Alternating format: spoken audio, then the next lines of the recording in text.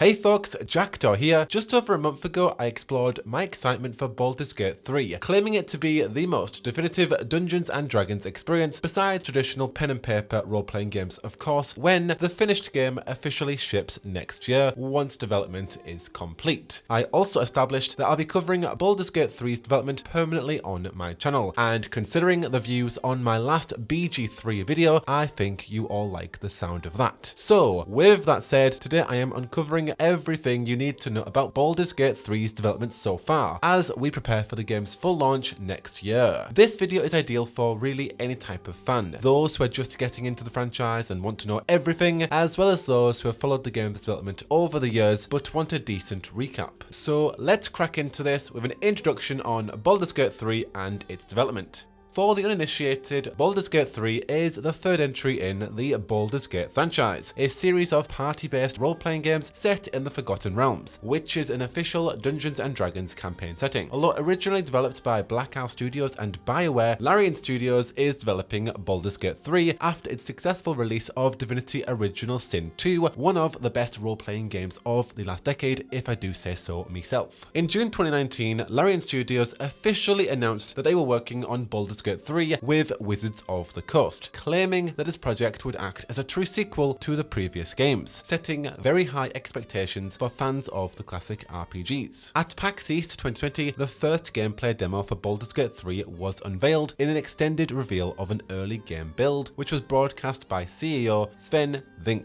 While many claimed that the early build looked very similar to Divinity Original Sin 2, the overall reception of Baldur's Gate 3's first gameplay was highly positive. In October 2020, an early build of Baldur's Gate 3 was released on Steam's Early Access, a service that lets you play unfinished and initial parts of in-development games for a discounted fee. Baldur's Gate 3's Early Access build let players create a character and play through the majority of the first act, either solo or up to 4 players online. In this Early Access build, players can embark on many quests, exploring a variety of locations, from the Druid's Grove to the goblin-infested Blighted Village, the sunlit wetlands to the haunted Underdark. There's at least 20 hours of content to be enjoyed, and since its initial release, the early access content of BG3 has been updated with significant patches and updates, giving players new classes, races, and areas to play around with. For example, the foreboding Grimforge was added as an entirely new area to explore, as well as the Barbarian class, and most recently, the beautiful Bard class, which is just an absolute joy to play. Bards bring a completely different dynamic to any playthrough. It's such a welcome and incredible addition. Originally, the full version of Baldur's Gate 3 was to be released in 2022. However, the latest update from the development team stated that BG3 will not be fully released until sometime in 2023. Larian Studios are committed to creating an immense and polished RPG that will do the Baldur's Gate franchise just right. However, for the time being, the team needs just a bit more time to ensure that vision is achieved. Let's delve further and explore Baldur's Gate 3's story and setting.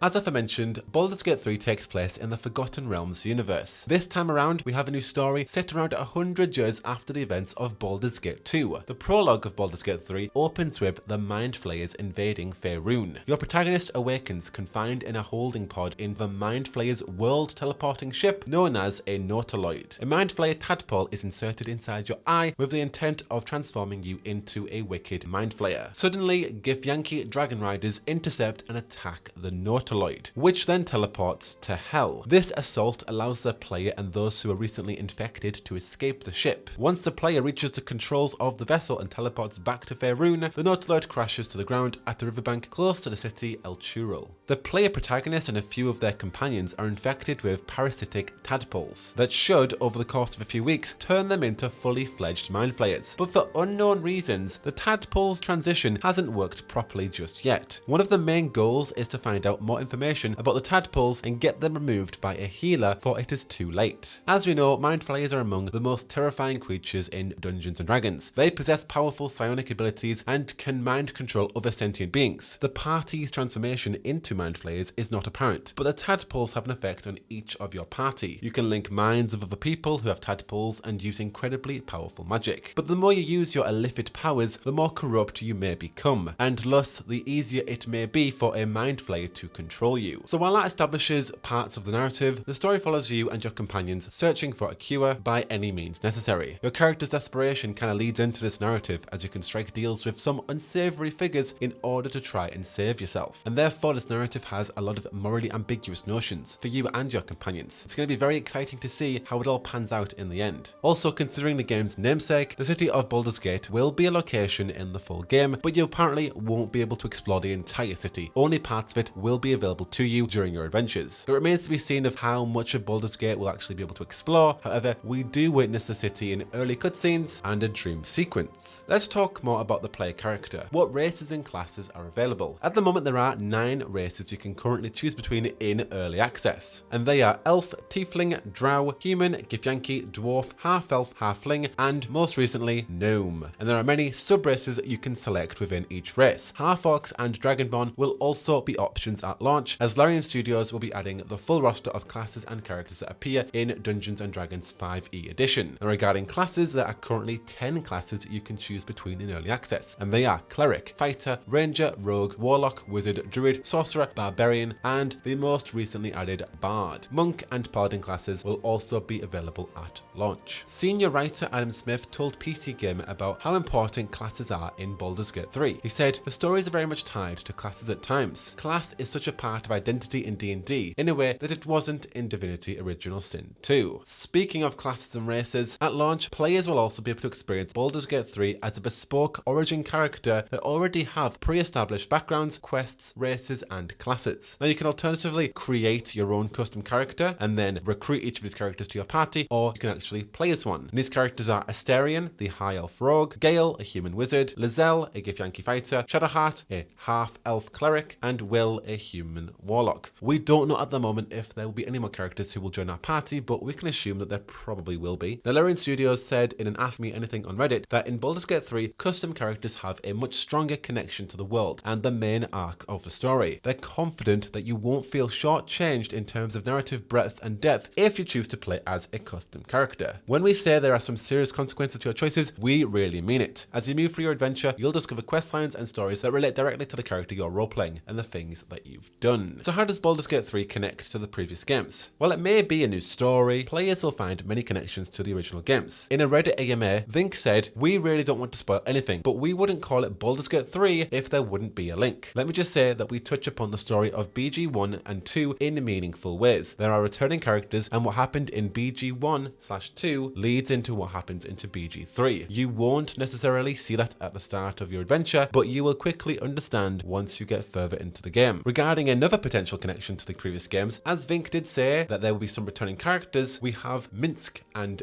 Boo, and they may just return in Baldur's Gate 3. Sven told VG 24/7 that it's a real possibility. He said, "If you look at what the 5th edition has done, characters like Boo and Minsk are still alive. Baal and maybe a couple of other guys are also still around. What's going to happen with that? You're going to discover when you play BG 3. So there's definitely something to be excited about if you are a fan of those characters and the original Baldur's Gate games. Which Dungeons & Dragons edition is Baldur's Gate 3 based on? Well, Baldur's Gate 3 uses the 5th edition Dungeons & Dragons rule set as a basis for its own rules, but Larian Studios has decided to make some changes in order to better suit the computer game format. Sven stated that some elements of tabletop D&D just don't translate well into video games and can actually produce undesirable results if not changed. So Larian has created their own interpretation of the 5th edition rule set. However, they are very strict on following law books. It's just more a case of changing up mechanics. So how does Baldur's Gate 3 play? What am I doing throughout this entire game? Well, Baldur's Gate 3 is very similar to Divinity Original Sin 2 in that there is a lot of freedom given when exploring the world or choosing how you want to solve problems. However, the combat is much faster than Divinity, with party members moving around the battlefield with ease and attacking enemies with full-on skill checks. It's immense, it's fun, and it's very rewarding. Vink said that BG3 will be heavily system-driven, and Larian will be creating its own D&D-inspired rule set. We'll stay true to our roots, so we'll give players lots of systems and lots of agency to use these systems and try to accomplish what you need to do on your personal adventure and your party's adventure. Almost every object can be turned into a weapon in a pinch. One of my first kills was with a skull that I picked up and tossed at a monster, Fraser says. This is a side of D&D that was previously missing from Baldur's Gate, the creative, messy sandbox. Every confrontation is an opportunity to push your luck and stretch the game systems like you're negotiating with a DM. Along with the ability to shove people and throw objects, you can stealthily slink around, make superhuman leaps, dip your weapons in puddles of acid and ignite them using a torch. These abilities can all be used in turn-based battles at the cost of an action or bonus action, as well as freely when you're wandering around in real time. Baldur's Gate 3 is always rolling dice and making passive skill checks to determine if you're going to notice that sliding bookcase right in front of you. These happen automatically, accompanied by the comforting rattle of dice. But the dialogue and active skill checks actually replicate some of the tactile delights of real tabletop role-playing by making you manually roll a digital d20, and oh my goodness, it is so fun and so satisfying, especially when you're rolling those crit 20s. Not so much when you're getting that one. Even so, it does make for a distinctly fun role-playing experience. With this system in place, it feels like there are so many different choices and consequences, and how many different characters' proficiency skills can just be so useful in key situations. It's honestly fantastic. Another thing Larian Studios have done is they have added a loaded dice with patch 4, and they said that this helps smooth out the extremes of the bell curve, retains the core element of RNG, ensures that players can no longer be unlucky or super lucky with several dice rolls in a row. This is just to ensure the feedback of certain maths isn't too punishing and also isn't too rewarding.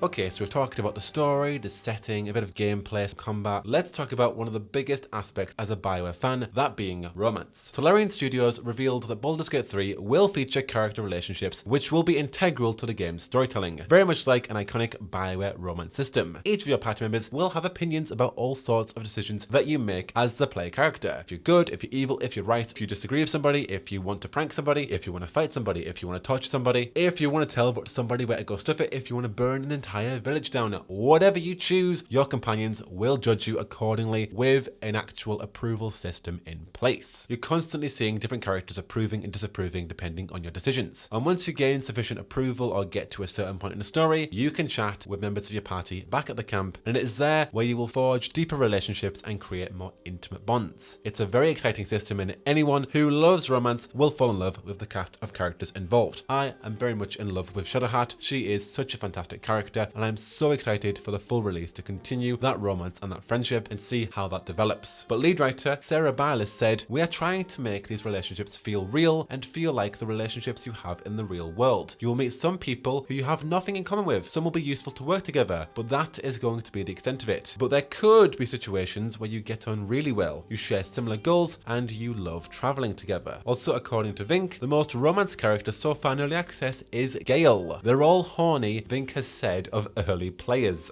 Like I said, I for one adore Shadowheart, and I'm so looking forward to more content with her. So how is Wizards of the Coast involved? Well, Wizards of the Coast are the current custodians of Dungeons & Dragons, and they're involved in clearing the storyline and keeping the D&D lore consistent. It was the quality of Divinity Original Sin 2 that convinced Wizards of the Coast to actually greenlight Baldur's Gate 3 with Larian Studios. Vink said, "I went to Wizards of the Coast after Divinity Original Sin 1, and I tried to convince them back then, but they said we were a bit too green. They got back in touch during Divinity Original Sin 2. They saw what we were doing and asked if we were still interested. That got the ball rolling. During Divinity 2, we had to submit the design for it, but it was annoying because we were about to release Divinity 2. So we sat in a hotel for a weekend the month before release, me and a couple of writers and designers, and we made the initial design document. It wasn't very good, but it had the core ideas and they did like it. So they asked us to make another version, and we did that and they loved it. Lo and behold, Baldur's Gate 3 has been in development ever since." So what are going to be the system requirements for Baldur's Gate 3, and will it come out on console? Well, Baldur's Gate 3 is actually quite a taxing game. Currently, Baldur's Gate 3 requires 150 gigabytes of hard disk space when it used to be 70 gigabytes. I'm going to put the minimum and the recommended PC requirements on screen right here so you can check for yourself if you can run this game. Now, regarding consoles, we don't have an official confirmation from Larian if BG3 will come to consoles. However, Divinity 1 and Divinity 2 have came to consoles with many optimizations and quality of life fixes suited to each console following the game's initial PC release. Don't quote me, but I think it was around a year after Divinity was released on PC, it then came onto consoles, and I think it's now actually on Switch as well. So this can lead us to assume that Baldur's Gate 3 will come out on consoles at some point after its official PC release. I am sure we'll have a concrete answer on this when the time is right, perhaps once we get the official release date for BG3 on PC. Maybe they'll say, also, yep, it's coming out on consoles soon after. Maybe it'll come out on consoles next year as well. I doubt it would be the same release date, but who knows what Larian Studios have cooking. But I would safely assume that Baldur's Gate 3 is coming out on consoles at some point. Speaking of which, when is Baldur's Gate 3 coming out? How long do we have to wait for this game? Well, Baldur's Gate 3 will leave early access for a full release in 2023. Like I said before, despite our hopes for a 2022 release date with expectations set for that, in a recent D&D Direct event, Larian confirmed that the game will be coming out in 2023. They asked fans to, quote, come along in 2023 when the game releases. So we don't know when about in 2023, but at some point in 2023, of course, I will keep you informed the moment we get an official release window. Hopefully it's like spring 2023 so we can play Baldur's Gate while waiting for Dragon Age Red Wolf, if Dragon Age Red Wolf is coming out late next year. But regardless, next year is going to be a fantastic year for games with so many coming out. It's going to be freaking awesome. But yeah, that said, we really don't have long to wait until Larian Studios officially release the full version of this RPG. And to be honest, like, it isn't really a hard wait because we do have the early access that is frequently updated with patches and new content. Like literally, the Bard class was added a couple of weeks ago, and before that it was the Barbarian class. We can actually play and experiment with so many parts of this game right now, so it's not like it's a die-hard wait. But even so, I am so excited to explore the full extent of Baldur's Gate 3. I've already become deeply invested in its characters and its story, and the game has proven its potential quality through this early access release. So as long as that is maintained throughout the rest of the game and the rest of the acts, we're going to be in for a real masterpiece. If you'd like a holistic view of my opinion of Baldur's Gate 3, check out my last video where I discussed my initial impressions of the early access build and declared that this game will be a definitive Dungeons & Dragons RPG once it releases. But until the next Baldur's Gate 3 video, you're already in the right place for the latest news updates on BG3 and of course Dragon Age Dread Wolf. I've been Jackdaw and I should